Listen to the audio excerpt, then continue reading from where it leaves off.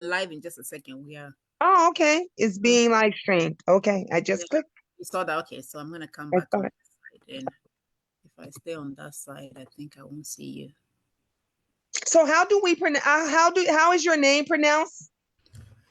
Well, we're on. So it's Black Queen, and we'll talk about the Okay, other stuff. you got it. Okay, okay. I'm seeing down here at the bottom, and I'm like, it's so pretty. I don't want to Oh, mess it up. it's there. It's not supposed to be there. But anyway, so It's we're not gonna there. we're I gonna see. pretend.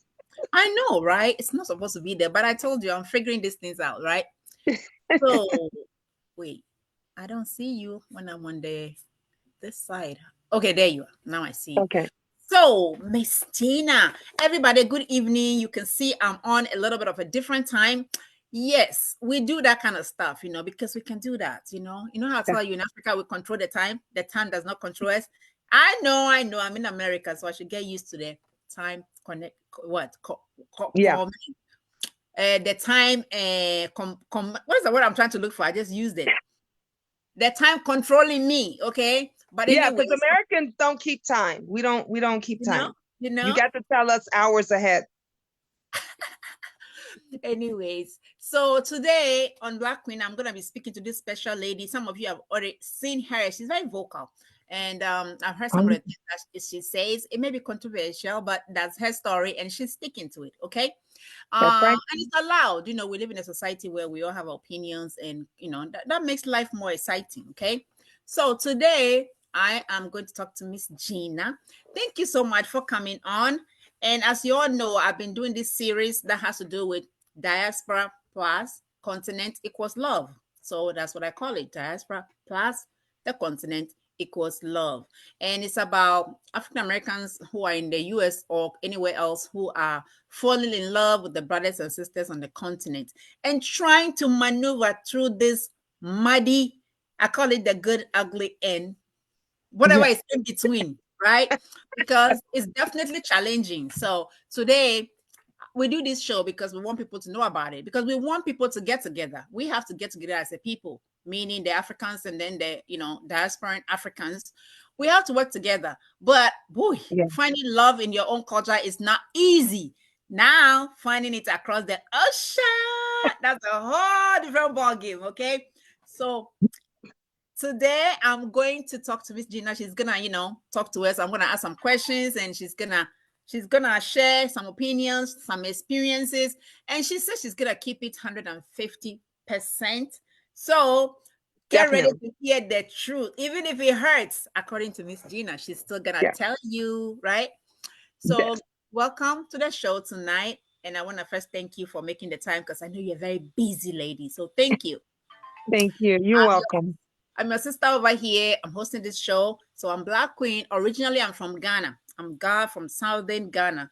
But I've lived in the US for a long time to be able to see the different sides of the continent and also the diaspora. So I'm qualified to talk about this kind of issues because basically I live both lives. Okay. I I love walk it. in between two cultures. Okay.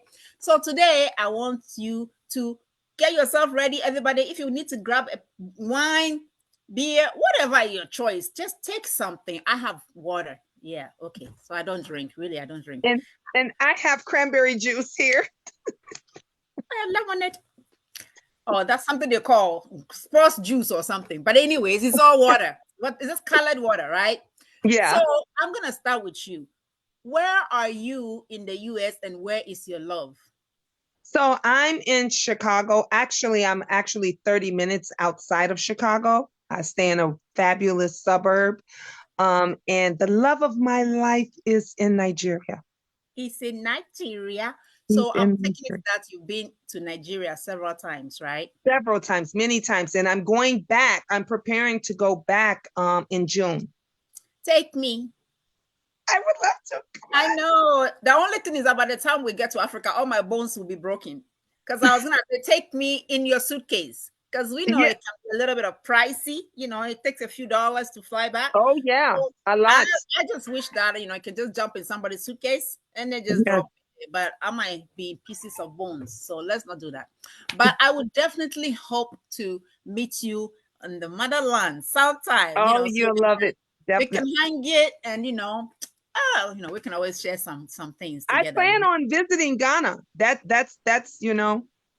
Nigeria and Ghana, we are brothers and sisters, Yeah, we really are. definitely. If you're in Yeah, Nigeria, you are kind of in Ghana because, as we always talk about, there's a lot of people who are the same people in West Africa. The only difference is that they might be speaking French now and somebody else might be speaking English, only exactly. because of where the lines were drawn. Drawn. Yeah, I call it imaginary lines were drawn, right? But it is right. there. So because of that, you get to get a little bit English flavor and then French flavor, sometimes Portuguese flavor, sometimes what Spanish flavor.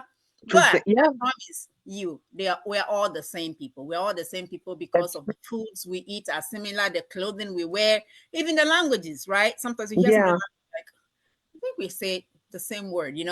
But anyway, so we're not gonna do history. I kind of get excited about talking about history, but today we're talking about love across the continent, right? From the diaspora to, in this case, to Nigeria, right?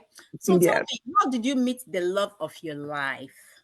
Well, I know most Americans, when they meet someone from Nigeria, it's usually online. Just so happens that I happen to already know my husband's family members. So he Mhm. has an aunt and an uncle that currently lives in the States. They stay like literally like 35 minutes away from me. And I Mhm. used to be, they're in the medical field. So I used to be in the medical field. Mm. And the wife was like, I got someone just for you, because I was single and always alone. And Mm. us ladies, we be at work and the weekend come and it's like, I don't have anything to do. I don't have a love, nobody to go out with and that kind of stuff. And so she kind of was like playing matchmaker for a Ah, while.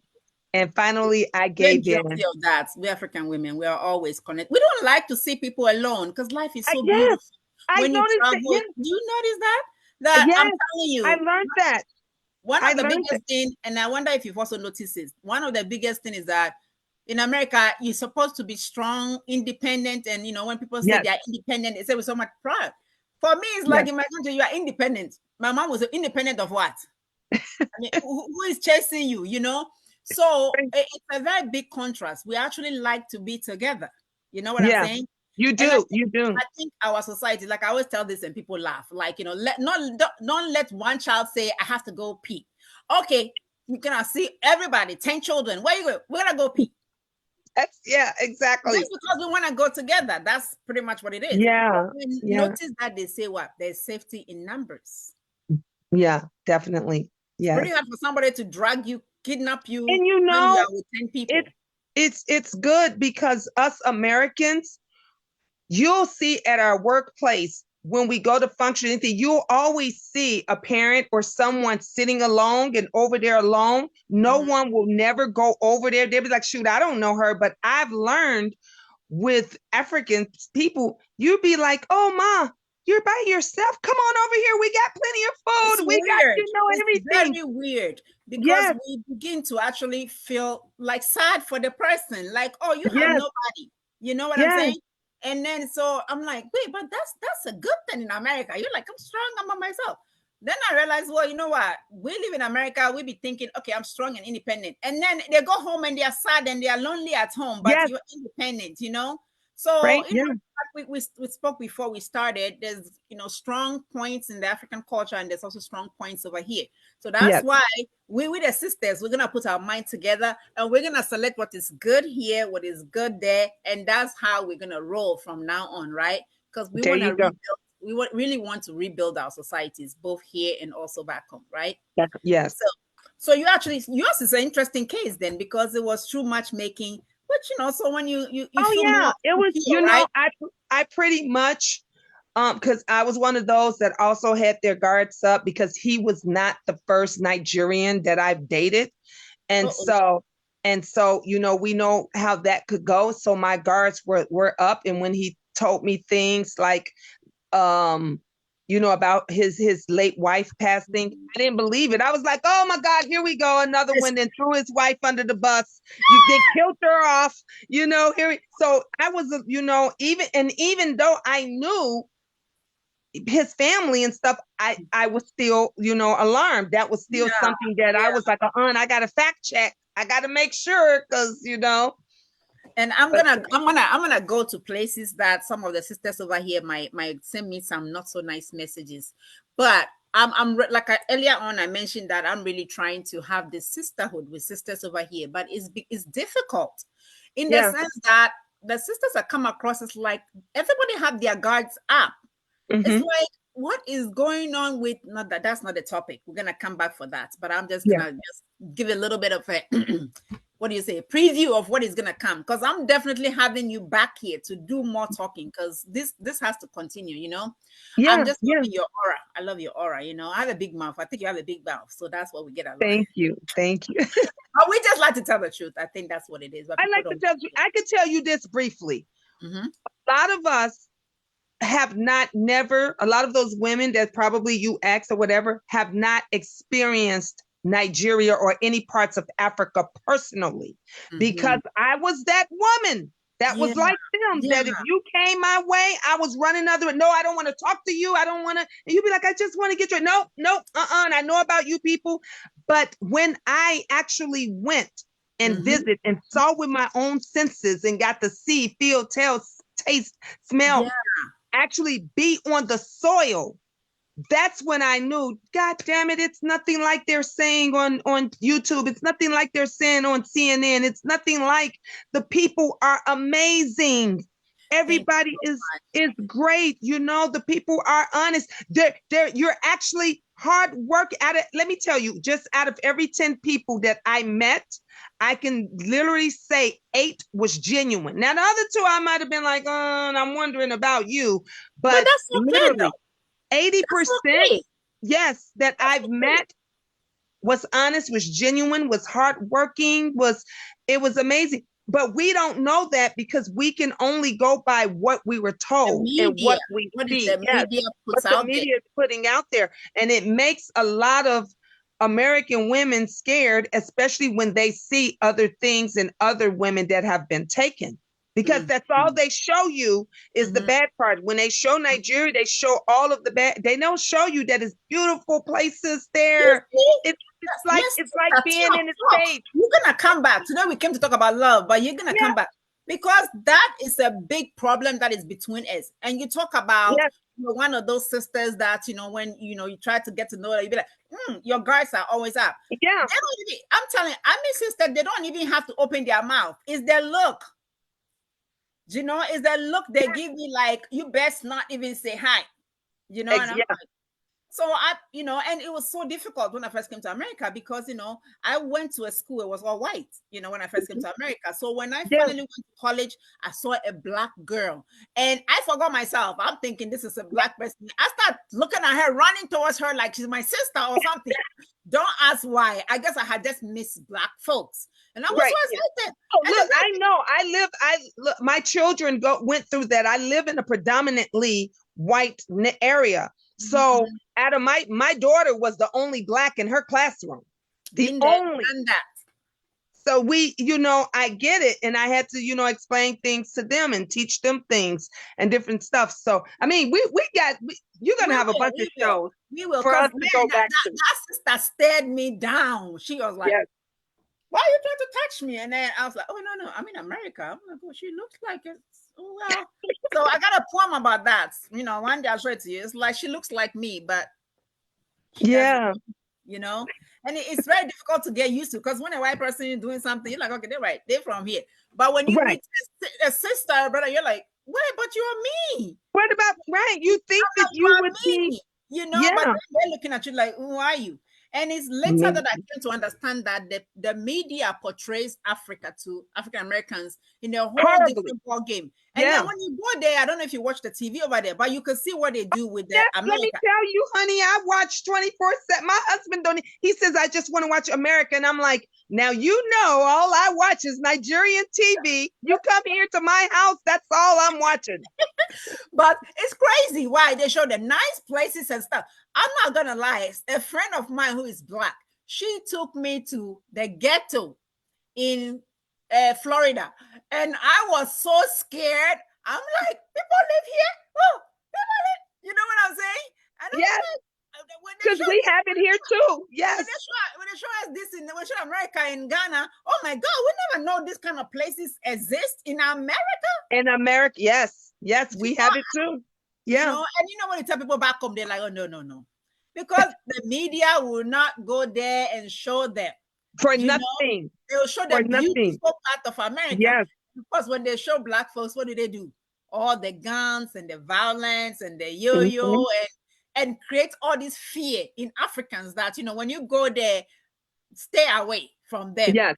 Unless you want to get into trouble and that kind of stuff, and it's still working. So that's what I and you, people who have been there, I'm looking for the sisterhood, the brotherhood. Those of you who have been there, you've seen the truth, you've seen what is there.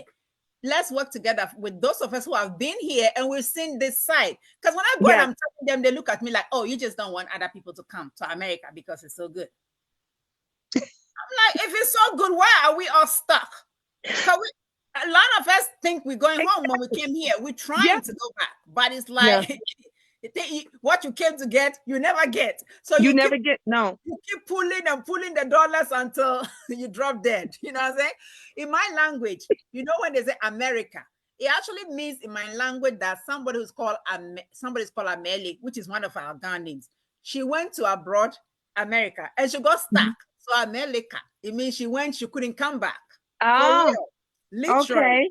You see, so that's most of us Africans, modern Africans, that came on our own. I wasn't even sad because our ancestors they were taking, but we come with ourselves. Take me because of the dollars, And then we here just stressing, and it's like, I don't know. I want to go home. Everybody who knows me, I'm gonna go home. I must go home. I meaning to go live there. No, I can't. I told my husband. I never felt, I have a hard time sleeping. My insomnia is bad. I'm up 2, 3, 4, 5 o'clock in the morning. And when I never slept so good until I was in Nigeria. Yep. Like I felt so comfortable, the love, the everything. You just feel like you're in your mom's arms. It was amazing. And the second I got back here, I couldn't sleep again. I was just uneasy. It's that stress. Yes, it's the stress. We're deviating. Let's go back and talk about love. Okay, go. So you met your husband through his family members. So in your case, when you went home, you were not that scared because at least exactly. I wasn't. How long did you talk to him before you actually went to Nigeria? Over a year. We talked, we FaceTimed, everything over a year before I stepped foot in Nigeria. Okay. So let me say this. I had sent you some questions, so I'm trying to stay on the questions. So I'm looking at my questions. So before you got there though, you said that you had been in America. Of course, even though you were talking to his family members and stuff, you were still a little bit, you had a few fences up, right? Yeah. What made the fences come down? What actually made them come down is first, when I verified that his late wife really passed and that he wasn't, lying about that. I went through his Facebook page and I got to see, the remembrance of her and it had been a while, since she was gone and everything. And I got to see pictures and things of his children and all that stuff. And everything basically that he told me was matching up with the history that I saw. So that kind of made me open up to him a little bit more and say, oh, wow, okay, everything he's saying is actually matching with what I'm seeing. And it just made us feel closer as the days got long. Building the trust. Yeah, building the trust. Yeah. Okay, so what has been, no, let's not go to the good stuff yet. Let's go to the bad stuff. What has been most challenging in terms, let's look at from the beginning till right this minute. What has been most challenging for you, in terms of having this relationship with somebody who is born in the continent? Well, what was most challenging for me is because I am American, and I'm pretty sure it's not a secret that most Americans here, when you mention Nigeria, they run. When you mention when I mention to my friends, they're like, what? He's gonna scam you, his family in there, because you know, girl, the family is all into it too. That you will be going there thinking that the sister is his sister, but it's really his wife, and all of this kind of stuff. So I got all of that, and people was not happy. And honey, my daughter, one of my older daughters, because all my children are grown. They're grown adults now. My youngest are 18, which is graduating. But my oldest daughter was not happy at all. And she was calling the family members and she was saying, he's going to take her money. He's going to take all her money. You better talk to her. I don't know what she's doing. He's brainwashed her. And did it. So that was the most challenging, because no matter what I said, when I would say, no, but I verified this. When I would say, no, And for him, when he would mention that, you know, to his best friends or his buddies or whoever, his one good friend said to him, if you want her to realize that you're honest and you're not like the other people that they're saying, you're going to have to send for her. You're going to have to pay for that ticket. You're going to have, and he did. He bought my ticket.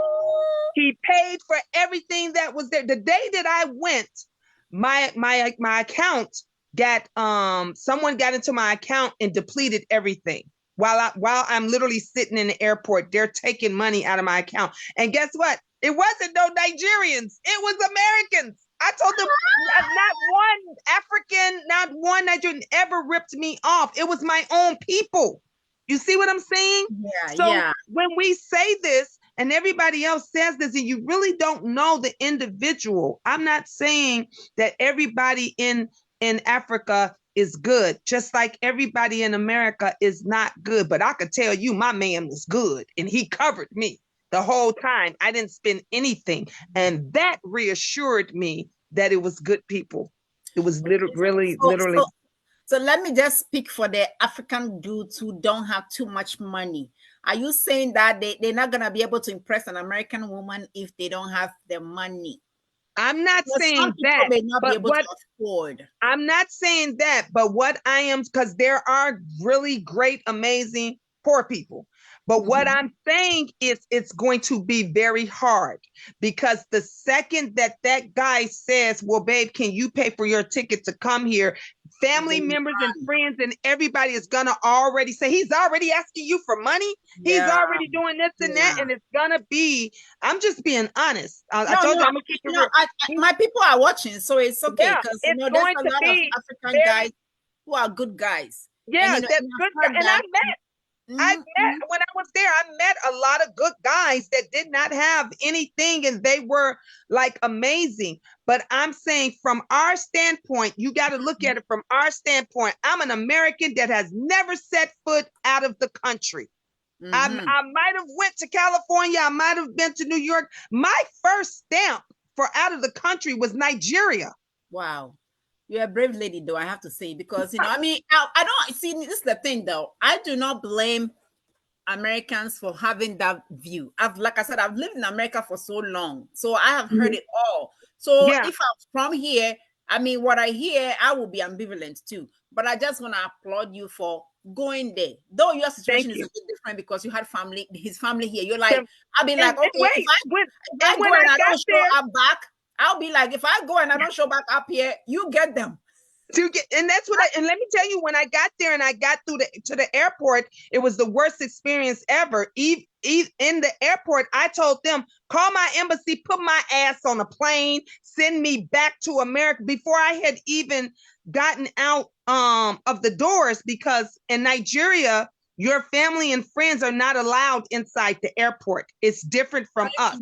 For America, your family and friends can wait for you right there at the gate, but you can't do that in Nigeria. So when customs was putting me through all of this stuff, I was stuck in that airport for 2 hours of them asking me for money and passing me off to the next person for money and passing me off to the next person for money. Again, right there, even though I was in Nigeria, it made me feel that everything my people was telling me was true. I'm like, oh, they didn't start it. What have I gotten myself into? But the second I went through those doors and saw my guy everything changed from there. It was bad, but it was worth it. It was worth it. It wound up being definitely worth it. Yeah. And I think maybe this is the thing, that if you don't really travel a lot around the world, like things may seem very, very strange in what you have heard over here. So, I mean, I'm not going to lie to you. I've lived in America for so long. It took me like 5 years before I was able to go back home. I'm telling you, I kid you not, sister. I showed up in my own country, my own Ghana, and I got to the airport, and I'm like, everybody was black. I was confused. I'm African. I'm home. I'm in Ghana, my own country. Oh my God! I've been so much around white folks, I'm like, you don't even. They were shocked because I don't know. You probably know this. Where I was, they consider me white. Yes. So because of my, I'm a light-skinned black. I'm a biracial woman. But I'm white in Nigeria. I'm white. So they kept calling me Anucha. And I was like, no, I'm black. My husband was like, no, babe, here, no matter what, you're a white woman. Yeah. And I had to tell him, I have never seen so many black people in one place in all my life. And I didn't know we could get this dark. I'm just real. Hey, we got the melanin. We live under the sun. What you want? Yes. If you don't got the melanin, you're gonna die. When I would see one dark person, I would see another one that was darker. And I'm like, how dark do we get? And my husband and him would laugh. And because I would see so many things. Like, come on, I saw a Pinto with a bull in the back seat. We don't see shit like that here. You'll never see that driving down the street. We make things happen, okay? That is why we are the origins of civilization, okay? Because we will take things. We will take one tire and make a whole car out of it. Yes. You know what I'm saying? I mean, that's what we do, But, it's interesting because I know that, because I have some friends, who are in... You definitely is going to have to do a show about Americans that have visited Africa, because our people here don't know, and that shit that they show us on TV is a lie. I didn't realize oranges wasn't orange until I got to Nigeria. Okay? You know what? Me, when I make my million, honestly, I think every African American in America, you have to go to Africa. Yes, and take your children. Have to go to Africa because honestly, I mean, I don't know how else to explain to people, because every day as I live here, sometimes I'm really sad, and I'm sad because I look at what has been stolen from my brothers and sisters over here. Right? Exactly. I get sad because I look at what has been stolen from my brothers and sisters over here. Yes. They don't even know, you didn't even know what you were missing. You didn't know what was stolen from you until you got there. Can I say that? Yes. Yes, because that's true. Yes. Yeah, when you are with your people, there's a sense of security. You know what I'm saying? I always tell Americans, Ghana, we don't have homeless people. If America is so great, they have people who actually live on the street. Yes. In Nigeria, if you see somebody on the street, that's a mad person, somebody who has mental illness. Because a normal person, if you're on the street, your family will never have peace of mind. Somebody's always going to say, hey, you know that your cousin is on the street? You know your sister is on the street? You have to go and bring them to come and live with you, whether you like it or not. And I've seen that. I witnessed that here. You guys, they don't even have like here we have seniors homes, old folks homes. You don't have that there. You don't have they wipe your butt for you when you were a baby, and you want somebody else to come and wipe their butt. No, you're gonna wipe it. Your family, that's right, your daughter, your son. And that's why you notice that when I first met people, American people will say, like, I don't want to have kids. We get confused because we're always gonna take care of you when you're old. I guess but they don't think we're not taught that. We're not taught that. They don't think like that. Our children, and people are going to get mad at me. They're going to be triggered. Our children are so freaking disrespectful. I didn't realize when I got there, I went to make up my bed. I get out the shower. I get to make up my bed and do everything. My husband says, what are you doing? I said, babe, I'm getting the room. But he said, we don't do that. Our children do that. The children, he said, I get up to get ready to go. He said, what are you doing? He says, we don't, he says, I said, no, they don't have to do it. I'll take care of it. He said, we don't negotiate with children here. You ask your kid to get you a glass of water, they're gonna say, for what? I'm talking to my friend online. Our children are so disrespectful. They don't, and we give them the world. These children over in Africa don't have not an inch of what our kids have here, and these children cuss us out. They disrespect when we sick. They won't even go help you go to the bathroom or anything. You go over there and these babies don't have nothing, but they wake up with a smile. They get up, they cook and clean. They respect their moms, their dads. They ask them what they want for the day. We don't have that. We don't enforce that. We don't. I see when my husband first spanked his kids, I cried. Cried. You know, because we don't do that here. You know why? Was it bad? They teach us when we, oh my God, he says, babe, this is what we do here. This is how we discipline our children. I think you guys call it flogging. They call it flog. The cane, right? The cane, yes. Honey, I cried. He says, you're crying? I said, yes, because we don't, that's abuse where I come from. I know, right? That's what they taught us. Yeah. But you know something though? You notice that when you were there, yes, you know, I got, you know, when I was in school, even now I hear in Ghana, they don't even flog in school anymore. But when I was growing up there, the teachers will flog you. Yes, and when I go home and my mom, still flog you. When my mom sees those lines behind my legs, you know, where it's been flogged, she'll flog me again because she's like, what did you do?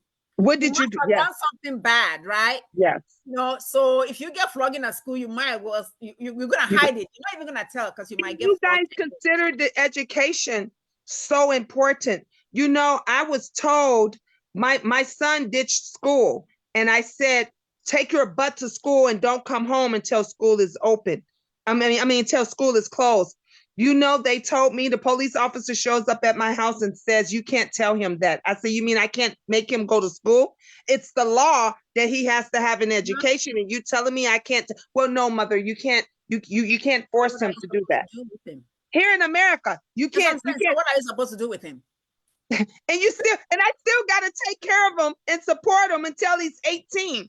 That's the difference. This is why you hear so many American mothers saying, I can't wait till that little bastard turns 18 because he has to go.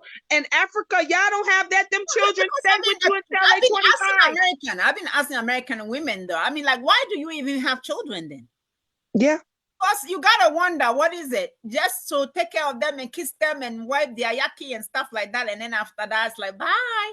Yeah. Yeah, you know? and it's because of that. It's because so many women, especially those of us that have been single mothers, we bust our butt to do everything for these children, and then they grow up to disrespect us. They grow up. Something else, but that will be when we come back our next talk. Me and you, Me and you. Yes. We're sisters now. And you know, when I say we're sisters, I don't mean American sisters. I mean African sisters. African sisters. That means even when you want to leave me, you ain't leaving me. You stuck with me. But let's come to your love for a second. So I want to, talk about some of the challenges that you have faced, over the years. What will you say has been your biggest challenge in a relationship? I think my biggest challenge, and this is from both ends. Over here, I told you, I explained to you that it was my daughter. My daughter was, she has that same mentality. And even some of my friends that he was gonna, use me and everything. And on his side, because I'm the type of woman that if I love you and I care for you, you don't have to ask me for anything. If I see you don't have it, I'm going to make sure that you have it. And when he started, when I got there, like I told you, he covered everything, and he started telling me his dreams, and he started saying what he wanted to do to better our family and us. And I was like, well, I want to be a part of that too. And when I started helping him and people saw that from where he was at, they were jealous and they didn't like it. And so there were family members that was against us. They tried to do everything. Like, they had a family chat. His family? His family. Okay. his family. And Mm-hmm. they had a family group that they put me in. And he would check on me at work, and I would speak to him and the family and everything. And a particular family member said, "You're drowning us. Dang, you guys are drowning us in your love." Oh, because you're talking about it. Because we're not even talking about it. We're just saying, he'll say, "I love you, have a good day," and I'll say, "I love you more, and I'll talk to you after work." Just simple stuff like that. But In their because defense. we were doing it every day or whatever it was that she wasn't happy about. Mm-hmm. I was always taught that if you can't say anything nice, don't say anything. True, I agree to that. If you So can't even say if nice, you don't figured say. it was a bit too much, it's not for you to be disrespectful to Mm-hmm. us, Yeah. because I would So never let be. me understand properly. So it's a, it's like a family chat. Yes, Yes. yes, So when you talk, everybody else in the group can also see what you are saying. can see and talk. And So instead of let her, me just come in a little bit. In their defense, though, I don't know if you've noticed, but old school African culture, really, we don't love. Like I never seen my mother and my father kiss. Don't ask me. A lot oh of honey, look, because let me tell you, you right about that, because they went crazy when I grabbed him and kissed him in the mouth at the wedding. And it's yeah, on see, video. Oh yes. see, see. But see, I didn't know that because we grew up in my home showing affection. Mhm. Like, I loved how my father loved and hugged and kissed my mom, and my kids loved that when I was with, their dad. Yeah, yeah. So, but I didn't I know. understand, but this is what I'm talking about. The things Yeah. that we have to do. I call it cultural clinic because I think before you go there, honestly, you have to go through a type of, I call it cultural clinic. Oh Because yes. some of these things, it can come across as disrespectful. Like his Yeah. mom is there, his mom is there, and there you go, eating face. Yeah. You, Yeah. you just don't do that in public, Yeah. like something you do for the bedroom and only bedroom. Yeah. But see, And us Americans, again, it goes back to, we don't know that. Our yes. cultural is different. And then I think it would have been better if she would have like inboxed me or pulled me aside and said, sis, Yes. I know you don't know this, but in our culture, we don't do that. Then I could have it would have been your husband's job though. Yes, your yeah. wife. So Yeah. it would have come better for But him. she didn't even go to to him. Yeah, she didn't even go to him and say, "You should tell your wife whatever." Because my husband is at this point, he's a different Igbo man. I He's think an he has to be Igbo, different to be able to Igbo be man, married to but you. he's different. He is like, whatever I'm happy with, he's gonna go along with it.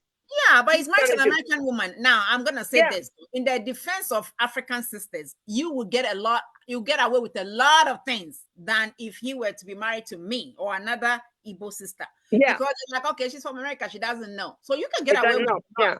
That's what my sister-in-law said.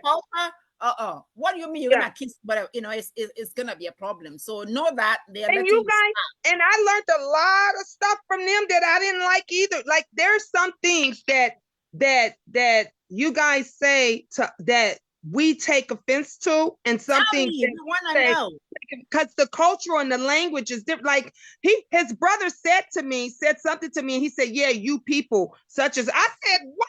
Which people? People, that's offensive, because to us, the white man says you people, and that's a negative to Americans." Until I heard a Nigerian say it to other Nigerians, I realized, oh, he's not being disrespectful. But to me, I was pissed. I took it as disrespect, because you'll never see. Is because I don't know that I didn't. I mean, oh, honey, you never say you people. Don't ever say you people to another American, especially a Black American. You say you people, it is offensive. It is disrespectful. Well, speak it now, sister, because we're all listening now. Because I told you, we're going to have some good conversation. Many times, I'm sure I may have said that to a sister over here, a brother over here, and I'm telling you, she didn't tell you up front. She was side-eyeing you. Because she's taking it from. She's gonna take it in the fact that because you're from Ghana or from wherever, Africa, from wherever you're from, that you think you're better than her. So when we hear you people, you're like, oh, you people. I don't mess with you Americans like that, because you know that's how we take it.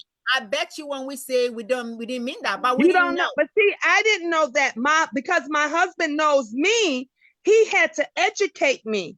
But when his Mhm. brother first said that to me, I was like, don't worry about us people. That's So how I then you showed some attitude, and yeah, he's oh, not I being showed like some he's attitude. not I being gave like it.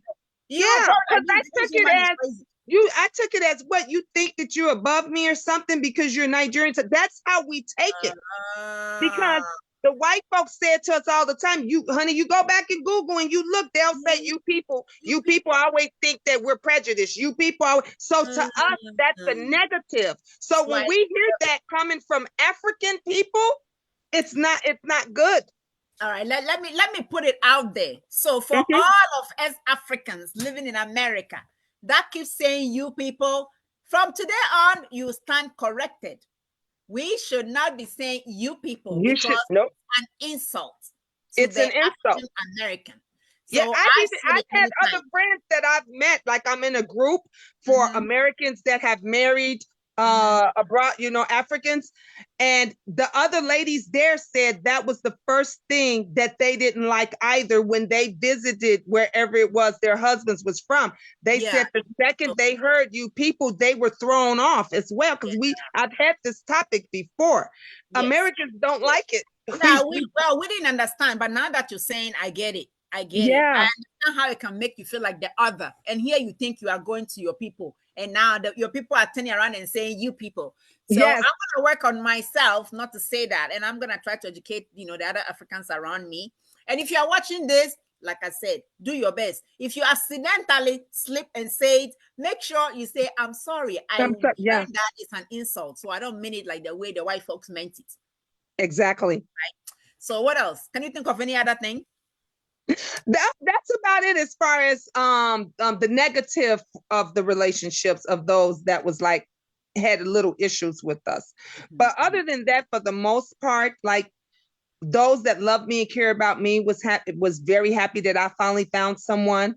The people that knew, like I said, his late wife has been gone for a while, some years now, and so he was alone all that time. And everyone was just so happy that he finally, not only that he finally found someone, but he found a woman that loves his children just as much as I loved him. Because this will probably be another topic for your show. Someone's gonna they're gonna be mad at me, but I was told that Nigerian women, especially those that are young enough to have their own children, they sometimes don't love the stepchildren as much or show attention to the stepchildren because they want their own. And if they have a son, they want their son to be number one, even though he's already had a son, and it creates a lot of issue. So he even told me himself, even if he dated another Nigerian woman, he was never going to marry her. He was never going to have, because he wanted someone that's going to love his children as much as he loves them and put them first.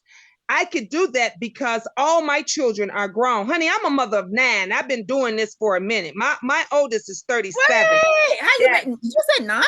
9. 9. See, 9 now that I gave birth. you're embarrassing me. You're embarrassing me over here with my one child. Now this is a true African women, like my mom's, like my grandparents' generation. They pop them out. I knew a lady. Yeah. She was so small. That woman had 13 children. I'm like, My one. my husband and his brothers and them all say, no, you're an Igbo woman. You just don't know that it's Igbo in your blood, that you're an African woman with all these kids and everything. But Yeah. all of my children are grown, and I love kids. So him having, minor children, they're my babies. Like I got another So his baby kids again. they were very young when you guys, started. No, His I kids. had my first kid at 19. No, I mean his kids. Oh, Were they his very young when you met him? Yeah, they were pretty young. The youngest one, the mom passed away when he was 2 years old. Oh, So he's now 9. So, she's been yeah. gone, for a while, and he hasn't had that baby. He needs a mother. So that's He that's your baby now. that's my baby now. Yeah. I call him, I tell him like they're all my baby, but that's my baby, Yeah. and so that's what he asked for. He said he prayed that he would find someone like that, and his family members, that see that they're like, man, this woman is God sent. Like we see how she are with your children. And they even said another African woman would have probably not been that way because of how they are. And so I only know. I like that. This is why I'm liking talking to you, because everything. I'm a cultural anthropologist. In other words, I love culture, because coming to America, I didn't say I'm coming to America to study culture, but my own experiences, what I found out that was going on in America with how Black folks are treated and things like that, it got me into the direction like I need to study culture, because I started thinking, why should one group of people treat other people a different way? A different way. Yeah. What happened? Why do they have the audacity to think that they can treat my people? Because back home, we learn about slavery in maybe it's one page in the book. Yeah. Right? But why are we surprised? No colonizer is going to give you the weapon to get yourself out of being colonized. Right. So they're not going to give us books that is written about, like a whole book about slavery. So we read about it a little bit. But when I came to America, that's when I was like, wow, this thing really happened. Man, a lot of people were taken. Oh my God, our people are really over here. And I'm like, it changed something about me, And so for me, I went to the route like trying to investigate, like, how did this happen? Why did my ancestors allow this to happen to them, right? So I started reading more, and then that's when I really got into culture anthropology, because culture has a lot to do with who we are, right? And what we allow to happen. So every time you bring something up, I'm going to use culture to just educate, just like you're educating me. So, there's a lot of struggles in Africa. It's not that we are wealthy as a nation. We are wealthy. Yes. For instance, we have oil, we have, gold, we have whatever, diamonds, we have it. Unfortunately, after colonization, we're still a little bit unstable, right? We're still finding our path. We have not gone through industrialization. So, we have raw materials, but what? Still, it gets shipped to the previous colonizers, and they work on it, and it comes back, and then we have to move away from that. So that's me and you. You who have been there and you've seen it, it's you and my responsibility for us to get Africa out of that zone. So we're gonna talk behind doors and see how we can make that happen. But because of that, a lot of people are suffering in Africa. Okay? Yes. So it may not be that the women are wicked, but it's called self-preservation. Everybody wants the best for their own children. Survival of the fittest, right? So it's not that Nigerian women want to treat another woman bad or anything like that, but they also want to make sure that their kids are taken care of. So when there's limited resources, of course, there's going to be bias. They want to make sure that their kids are going to be first. Unlike us in America, we're just so used to having the step kids. If the husband and wife get divorced and then he has kids with someone else and the mom has another kid, we put them together, and so it's not a big thing for us if our children has step brothers and sisters or have brothers and sisters. We for the most part, most of us love them all the same. So it was easy for me to like take in his kids and treat them like my own. Unlike, let's not also say that you also have more resources than other Nigerian women. Like you said, the truth has to be told, because if they had resources too, I'm sure they wouldn't mind, because when you have enough, everybody have enough. Nobody has to go without. But when you don't have enough, somebody has to go without. So you can see where that's coming. I also want to say that obviously you've been there. It's not every woman that's gonna be like that. Oh, I've been there so many times, honey. I spent a lot of money on. I could have bought me a new car and all kind of stuff with the ticket money. Like his family and them, they were even shocked. People was like, she's been here 4 times already within a year. Like it's called love. It's called love. And it's not only that, it's like I said, like we've started businesses out there, like what you were just talking about, what we can do to make it better. I've already started that. I've already done that based on because your sister that's making things happen. I'm making it happen because of things that I've seen that was shocking to me. And I would ask my husband, because again, I'm American, and I'm like, so where's the food pantry? He's like, babe, food pantry. We don't have no food pantry. I'm like, so where's the community center? Why they can't go to the community center, babe? There's no. So I told him, well, I'm gonna make one. Yeah. I'm gonna do one. I'm gonna do it. The type of sisters and brothers that we need to come back home, because I keep telling African Americans, listen, we want you back home, but we are not really in the place for you to come and enjoy. Unfortunately, Africa still needs what? Rebuilding. Rebuilding. So we need you to come home. We don't need you to be upset with us. I've been told to my face, you all sold this. I wasn't alive. Right. I bleed for what has happened to my people. They can't blame you for that. And I even I'm in real estate, right? So I do property management and stuff. And there's a lot. I've met Africans from everywhere, and I'm bold. I would say, so how long have you been here? And they'll say 10 or 15 years. I'm saying, so how many people did you bring over here? And they're like, nobody. And I get in their face and I tell them, no, it's your duty to bring one person over here, just like someone helped you, because you didn't get to America by yourself. And I said, it's your duty, it's your job to bring someone else over. If you already know that the government is effed up and the government is not helping the people, you know how it is over there. It's up to you. I've had many Nigerians come to me and they didn't like what I'm saying. They say, well, what are you doing? And what are your people doing? Well, what are you going to help me do? What are you going to do? Sister, if we are suffering and we cry, we don't need to bring other people to come cry too. You know what I'm saying? Because personally, I want to go back. You need to go back and fix it. Yeah, that's what I think. Because you know it. You've seen that many people. You see, they say Dr. This, Dr. Biola, Dr. Cote, Dr. This, and you're like, okay, everything has to be Africans. You like these are Africans, you right? Have the money up front. If you got a toothache, if you ain't got cash up front, your tooth is just gonna be hurting, because you're not gonna get. You can't see a doctor. You can't do, anything. If your child is got a high fever or whatever, if you don't have money to see the doctor or to get the medication, that kid is gonna suffer. And we need here. It's free. You go here, you can go. People are going through a lot. People really are going through a lot.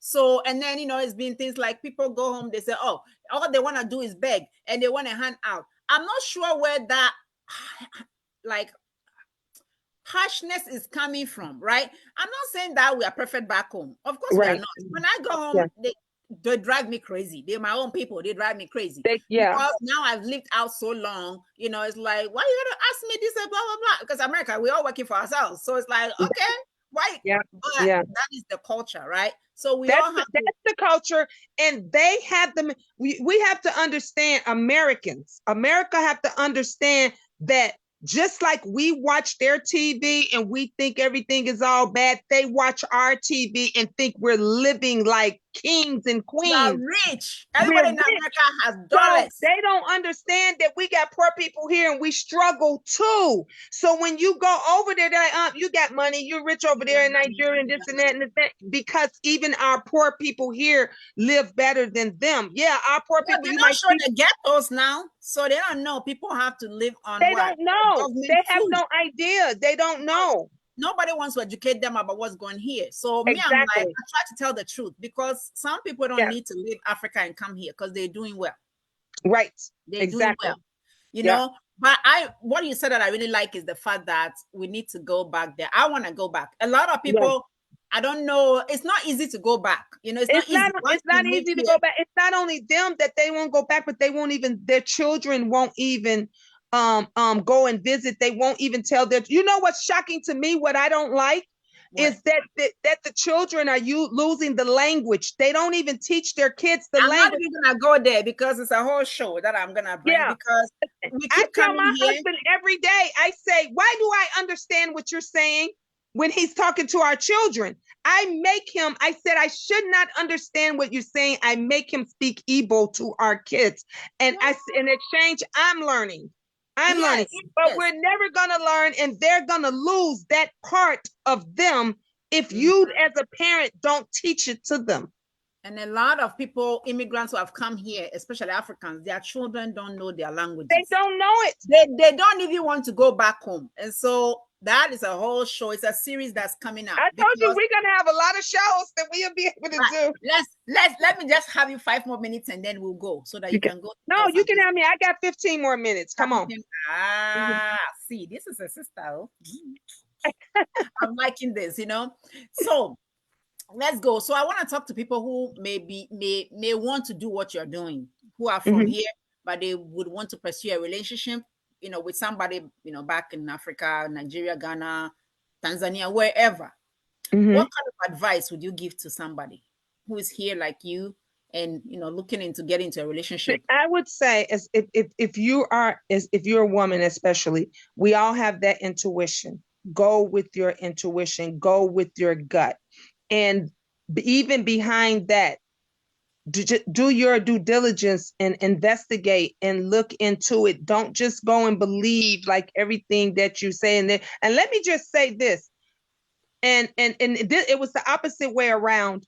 When my husband wanted to do the face-to-face FaceTime video, I was the FaceTime thing. I was the one that kept denying it, so he didn't think I was real. He said he was giving me one more time, and if I would have said no that time, he was not gonna talk to me anymore, because he just wanted to make sure it was really me and it wasn't someone else that's pulling his leg. So I'm saying to the ladies, if that guy keeps giving you excuses on why he can't FaceTime you, it's a problem. Or why he can't even talk to you. You can't even hear his voice, like you can't even talk on the phone.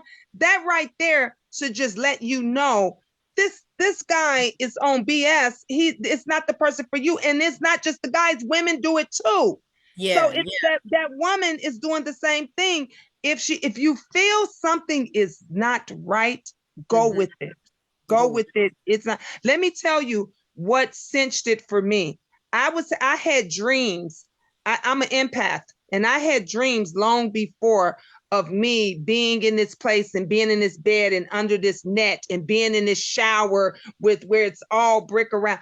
Do you know when I went there to Nigeria and I was in his room, it was his room. When I went to when I told him where his bathroom, he said, "How did you know that was the bathroom?" I say, "Is there a brick shower in there?" I told him the towels and everything. He said, "How did you know that?" I said, "Because it was in my dreams." I'm like, "God sent me to you." That's when I knew. And he said, "No, I asked God for you." Yeah. So you get things that will, that will tell you, our bodies will let you know, just like those hairs stand up on end when something's wrong. Those hairs also stand up when things are right. For a reason, yeah. Yeah. And then I think that I always tell people this, I think we are spiritual beings, but because we are becoming so materialistic, we focus all our energy on what I'm gonna get, capitalism, right?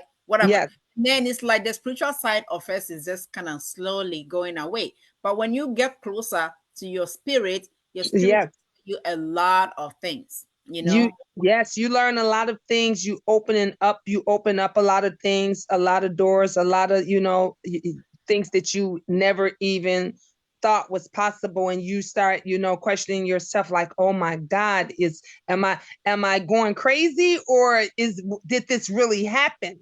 And and that's I've been a dreamer for all my life, since I was a kid, and my daughter is a dreamer too. And it's just like I always tell her, if you dreamed it, if you felt something's not right, it's not right, go with it. Like it's the reason behind this. But I knew he was the man for me, and he knew I was the woman for him, and neither one of us cared what anybody said. That's beautiful. That's very beautiful. And so for the sisters over here, because I'm just seeing it as a waste, because I meet so many beautiful sisters over here, but I talk to them from a woman point of view, and they are so just like blocked. And I always ask myself, I say, wow, if I'm a woman and I can't even penetrate another sister, oh my God. See, I just use a word. Yes. Okay. Now let me correct myself. Now, English is my second language. So okay, let me redo this thing again. Okay, if I'm a woman and I can't break through the walls that the sisters over here have put up, how is the man going to break down those walls, right? And it Right. saddens me because that means all these beautiful women are gonna just, my people will say, oh, all of Well, this let thing. me tell you, those beautiful women, for one, they lie to themselves and they're used to men lying to them. So when they do get someone that is like genuine and pouring their hearts out, they don't believe it. They have a hard time believing it. Seen that. Most American women would prefer for you to keep on lying to them and telling the truth just as long as you're there. And then when they get someone that is really genuine and really honest, they think he's either BSing or he's Too good. arrogant. He's Too being good. I arrogant. think that Yeah. is what is a lot of African guys are telling me, that when they're trying to get to know their sisters online and stuff like that, they get like this hard thing, like, oh yeah, right. Like they don't believe them. And I'm like, Right. a black man can really, really be good. A black man can Yeah. really, really be sweet. And they'll miss out on it. I don't know what the brothers have done to the sisters over here, oh, and the brothers Oh, over here we are gotta have a complaining. conversation about that, honey. I And will the tell brothers are you. complaining. They are complaining I will about how tell, the sisters are. So I yeah. don't know if we have some psychic injury that has gone through, I mean, our people over here have been through hell. Let's just put it like that. And maybe there's a lot of wounds that somebody can say, maybe people are even reborn with the wound because it was so I'm gonna traumatic. tell you over here the difference. I'm just gonna tell you this right quick. Mm-hmm.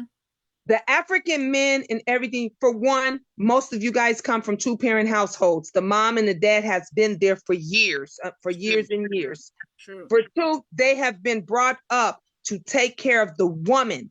That you do not live like y'all do the what is that that the guy has to pay. Traditional. You have to go and do bride Yeah, price. so you Bride the bride price. price.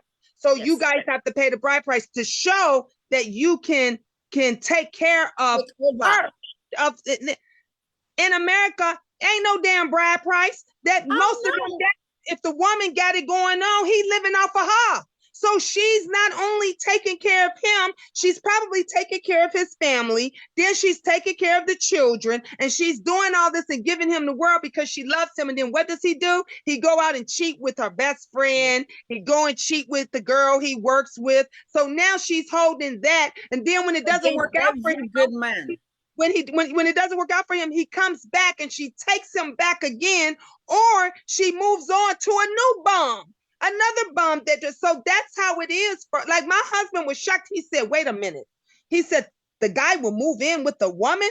And I'm like, yes. He says, oh, no. He said, I wouldn't even feel comfortable moving in your house and not being able to take care of you. It's a big negative.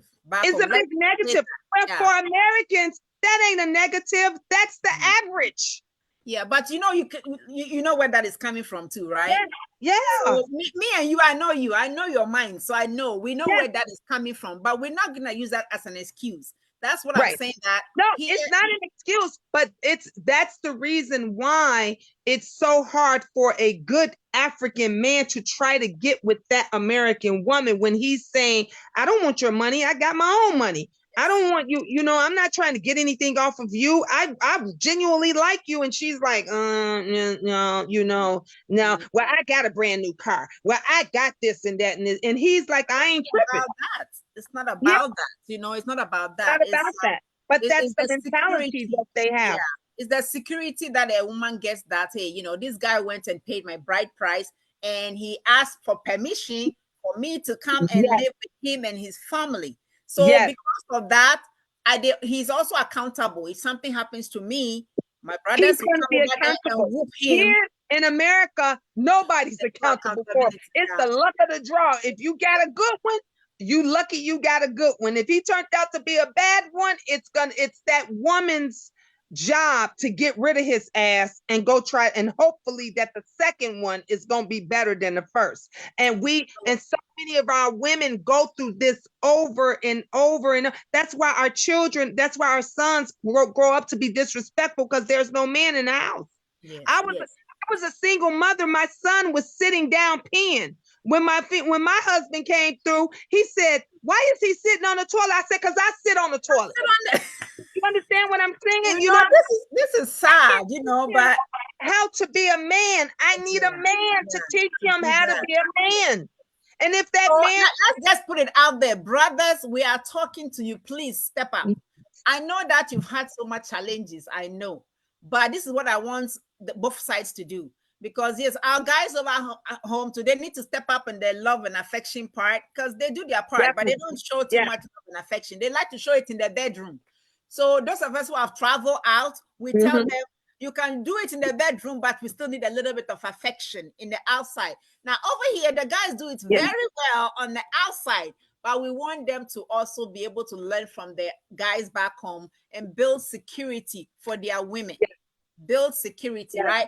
And with my sisters over here, you might need to start asking for bride price, because that might make the men behave well. You know, if you gotta work to gather yourself before you can bring your wife home, you're gonna think twice before you mess that one up, right?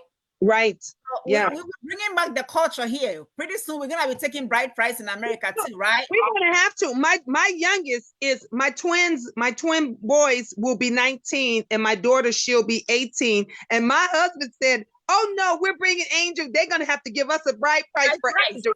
He said, even though she's American, he's like, "Oh no, that's my daughter. They're gonna have to pay a bride price for her." But tell him that if the person is bringing bride price, guess what? You got two twin boys. You better get some bride price ready too to go to the other side, because you got boys. See? So tell him that one too. He needs to start saving up. But sister, you know what? Thank you so much for coming. I am happy that you have found me and that I have found you. You know, I'm really excited, because I think there's a lot that we need to educate. I'm all for Black people. Wherever you are, I am for you, honestly. Definitely. At this point, and we're all look, let me tell you something. Americans, there's so many of us, we love our African people, we love our African brothers and sisters. There's many of us as well that genuinely want to find a good African man and put our trust in everything. But many of them have to show us that we. I know there's some bad apples out there. I know. Yeah, and it's like not said, even out of 10, we've been screwed over so much. Sorry, me and you. I can agree with you that you said maybe out of 10 Nigerian guys that you met, you can definitely say that 8 are, you know. I mean, are amazing. The thing about Nigerians is that their population is so huge, so they tend to travel out a lot.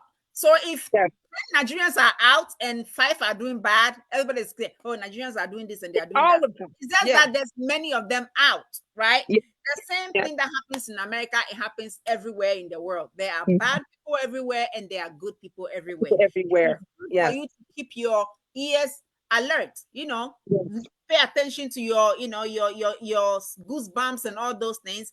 But it's also very important so that you don't use that to judge everybody that comes across your path. Right.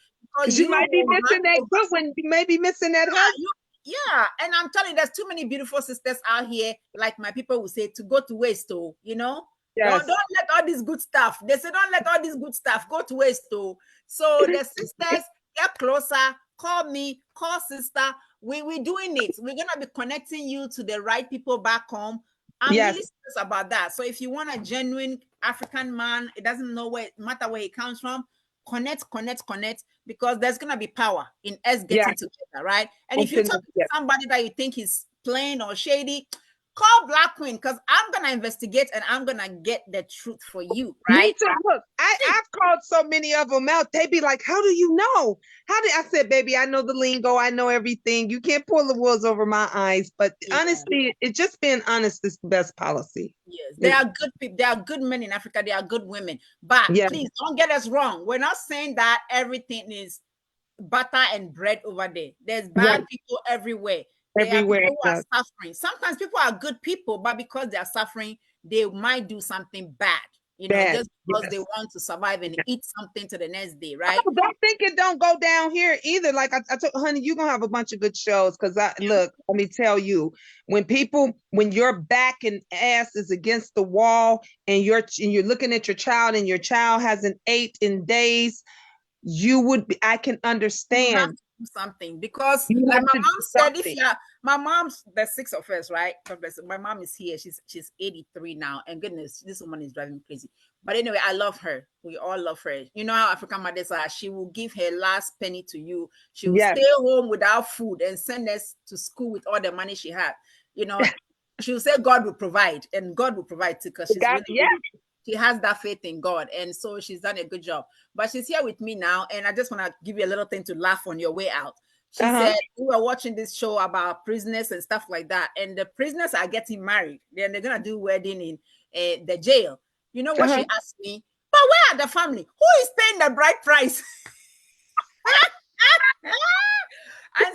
I said, Ma, when you are 18 in America, who cares? You don't need a family to get married. But she said, who is going to pay the bride price? I said, this is America. They don't do bride price.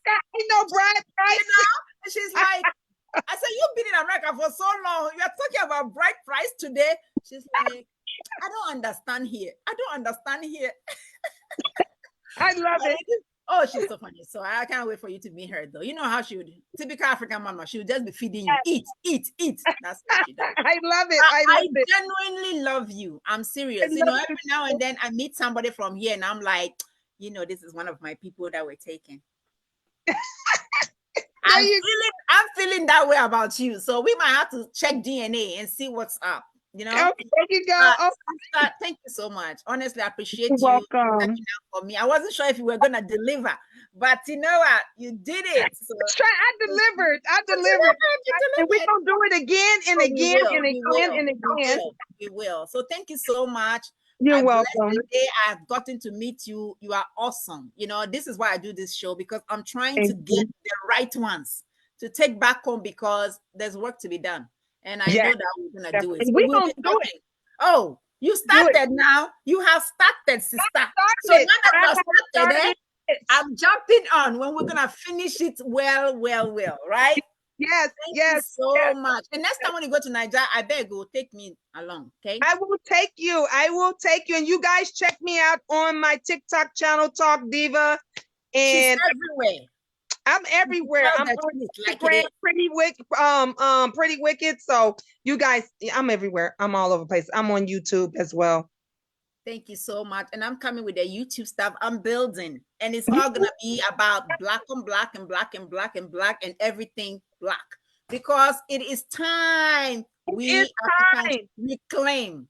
If we don't get together and do it together now, it's going to be too late later. And I'm sure everybody's seeing what's going on in the news. And so we got to do it now. Saying that I feel in my spirit that this is the right time for us to get together as a people. And I keep telling, those brothers back home and sisters back home who do some wrong things to our people when they come back home, I keep saying, please don't mess it up for us, because this is the time. And if we don't make it happen, I don't think there's going to be any time that we're going to get a chance to reunite. Exactly. This is the time. So me and you, we're like dogs. We are like dogs with bones. So now that we have seen the bone, we are going, we are going. Right, we got it. Thank you so much. We'll do this very soon. Love you.